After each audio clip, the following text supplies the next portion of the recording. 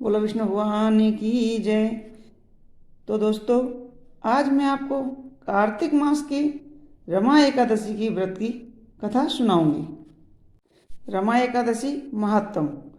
धर्मराज युधिष्ठिर बोले, हे भगवान, अब आप मुझे कार्तिक मास के कृष्ण पक्ष की एकादशी की कथा सुनाइए। इस एकादशी का नाम क्या है तथा इससे कौन सा फल मिलता है? श्री कृष्ण भगवान बोले कि हे राज राजेश्वर, कार्तिक मास की कृष्ण पक्ष की एकादशी का नाम रमा है। इसके व्रत से समस्त पाप नष्ट हो जाते हैं। इसकी कथा इस प्रकार है। प्राचीन काल में मुचकुंद नाम का एक राजा राज्य करता था। उसके इंद्र, वरुण, कुबेर, विभीषण आदि मित्र थे। वह सत्यवादी तथा विष्णु भक्त था। उसके एक उत्तम चंद्रभागा नाम की लड़की उत्पन्न हुई। उसने उस लड़की का विवाह राजा चंद्रसेन के पुत्र शोभन के साथ किया। एक समय जबकि वह अपनी ससुराल में थी, एक एकादशी पड़ी। चंद्रभागा ने सोचने लगी कि अब एकादशी समीप आ गई है, परंतु मेरा पति अत्यंत कमजोर है, इसलिए वह यह व्रत नहीं कर सकते, परंतु मेरे पिताजी की आज्ञा कठिन है। जब दशमी आई तब राज्य में ढिढोरा पिटा। उसको सुनकर शोभन अपनी पत्नी के समीप गया और उसने पूछा कि हे प्रिय, तुम मुझे कुछ उपाय बताओ, क्योंकि यदि मैं व्रत करूँगा तो अवश्य ही मर जाऊँगा। इस पर चंद्रभागा बोली, हे प्राणनाथ, मेरे पिता के राज्य में एकादशी के दिन कोई भी भोजन नहीं करता है। यहाँ तक कि हाथी, घोड़ा, ऊंट आदि भी तृण, अन्न, जल आदि ग्रहण नहीं करते। फिर यह मनुष्य कैसे भोजन कर सकते हैं? यदि आप भोजन करना चाहते हैं तो यहाँ से दूर स्थान को चले जाइए, क्योंकि यदि आप इसी स्थान पर रहोगे तो आपको व्रत अवश्य ही करना पड़ेगा। इस पर शोभन बोला कि हे प्रिय, आपका कहना बिल्कुल उत्तम है, मैं अवश्य ही करूँगा।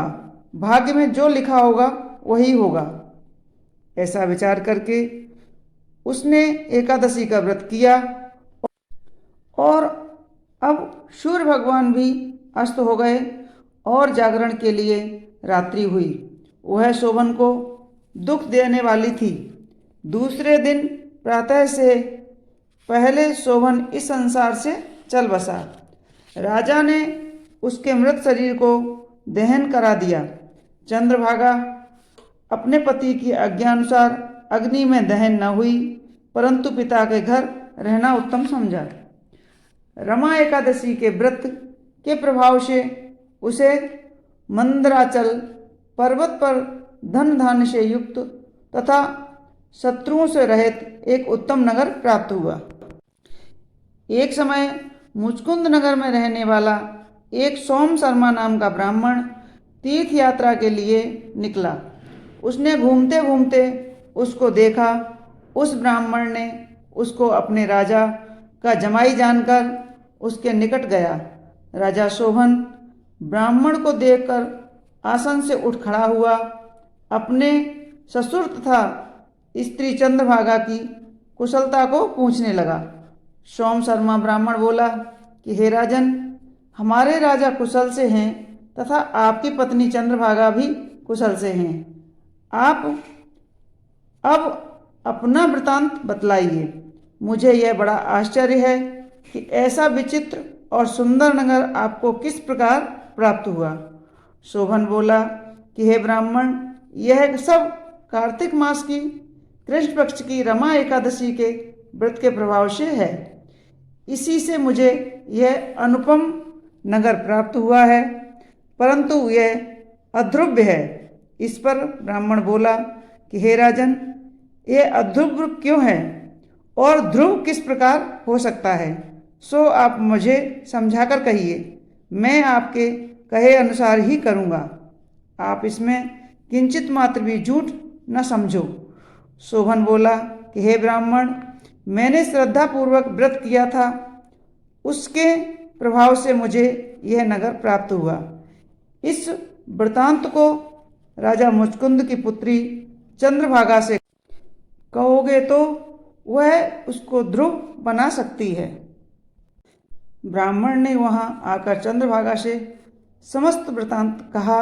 इस पर राजकन्या चंद्रभागा बोली कि हे ब्राह्मण, आप मुझे उस नगर में ले चलिए। मैं अपने पति को देखना चाहती हूँ। मैं अपने व्रत के प्रभाव से उस नगर को ध्रुव बना लूंगी। चंद्रभागा के वचनों को सुनकर वह सोमशर्मा ब्राह्मण को उसको मंदाचल पर्वत के पास वामदेव के आश्रम को ले गया। वामदेव ने उसकी कथा को सुनकर चंद्रभागा का मंत्रों से अभिषेक किया। चंद्रभागा मंत्रों तथा व्रत के प्रभाव से दिव्य देह धारण करके पति के पास चली गई। शोभन ने अपनी पत्नी स्त्री चंद्रभागा को देखकर प्रसन्नतापूर्वक अपने वाम अंग में बिठाया। चंद्रभागा बोली, हे प्राणनाथ, अब आप मेरे पुण्य को सुनिए। जब मैं अपने पिता के गृह में 8 साल की थी, तब से ही मैं यथाविधि एकादशी का व्रत करने लगी हूँ। उन्हीं व्रतों के प्रभाव से आपका यह नगर ध्रुव हो गया है और समस्त कर्मों से युक्त होकर के प्रलय के अंत तक रहेगा। चंद्रभागा दिव्य रूप धारण करके तथा दिव्य आभूषण तथा वस्त्रों से सजकर अपने पति के साथ आनंद पूर्वक रहने लगी और शोभन भी उसके साथ आनंद पूर्वक रहने लगा। हे राजन, यह मैंने रमा एकादशी का महत्तम कहा है। जो मनुष्य इस रमा एकादशी के व्रत को करते हैं, उनके समस्त ब्रह्म हत्या आदि के पाप नष्ट हो जाते हैं। जो मनुष्य रमा एकादशी का महत्तम सुनते हैं, वह अंत में विष्णु लोक को जाते हैं। बोलो विष्णु भगवान की जय। दोस्तों, यह थी रमा एकादशी की व्रत की कथा। आगे की एकादशियों की कथा मैं आपको इसी तरह कंटिन्यू सुनाती रहूँगी। आप हमारे वीडियो को लाइक करें, शेयर करें और सब्सक्राइब करें और हमें कमेंट्स बॉक्स में लिखकर अवश्य बताएं कि हमारी कथा आपको कैसी लगती हैं। बोलो विष्णु भगवान की जय। धन्यवाद।